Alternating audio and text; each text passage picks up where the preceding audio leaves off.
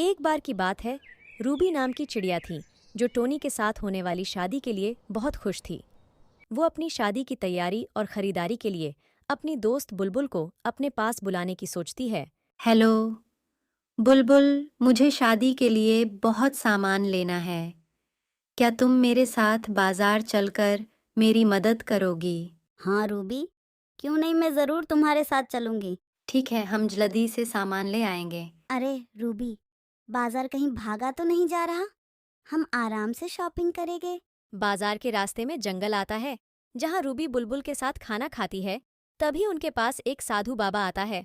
Ruby, मेरी बात ध्यान से सुनो। तुम्हारी शादी कभी नहीं हो सकती क्योंकि तुम पर बड़ा संकट आने वाला है। बाबा, कैसा संकट? मेरी तो शादी होने वाली है। बाबा, क्या इस संकट को टालने में आप हमारी मदद कर सकते हैं? मैं तुम्हारे लिए कुछ भी नहीं कर सकता। बाबा वहां से चला जाता है। रूबी मुड़कर बाबा को देखती है तो उसकी नज़र टोनी पर पड़ देती है। रूबी बहुत परेशान होती है और बुलबुल से कहती है, बुलबुल, टोनी ने बाबा की बात सुन ली। हे कही, अब वो मुझे छोड़ तो नहीं देगा। तुम घबराओ मत, टोनी ऐसा नहीं करेगा। वो तुमसे बहुत प्यार करता है। कहीं ये बात हमारे प्यार को बदल ना दे। अगर तुम कहो तो क्या मैं टोनी से बात करूं? नहीं नहीं, मैं उसे नाराज़ नहीं करना चाहती। इस बारे में हम उससे कोई बात नहीं करेंगे। शॉपिंग के बाद दोनों अपने अपने घर लौट जाती हैं। दिन बीत जाते हैं। रूबी के घर शादी से एक रात पहले ही बुलबुल उसके पास आ जाती है। चिड़िया को फिर बाबा के शब्द याद आते हैं और वो चिंतित हो जाती है। बुलबुल से अपने मन की बात करती है। मुझे बहुत घबराहट हो रही है, कुछ समझ नहीं आ रहा। शादी के दिन थोड़ी घबराहट होना तो सामान्य है, ज्यादा मत सोचो। विवाह के दिन रूबी उत्साहित होकर शादी के स्थान पर पहुंचती है, लेकिन कुछ समय बाद ही वो मायूस हो जाती है क्योंकि टोनी अब तक वहां नहीं पहुंचा था। टोनी कहाँ है? वो तो चला गया, अब नहीं आएगा। बेचारी रूबी, इसके तो सारे अरमान ही टूट गए। क्या टोनी सच में मुझे छोड़कर चला गया? कहीं बाबा इसी संकट की बात तो नहीं कर रहे थे? तुम रोना बंद करो। क्या पता टोनी किसी मुसीबत में हो। कैसी मुसीबत? वो भी आज ही के दिन। अब मैं उसे कहाँ से ढूंढ कर लायूंगी?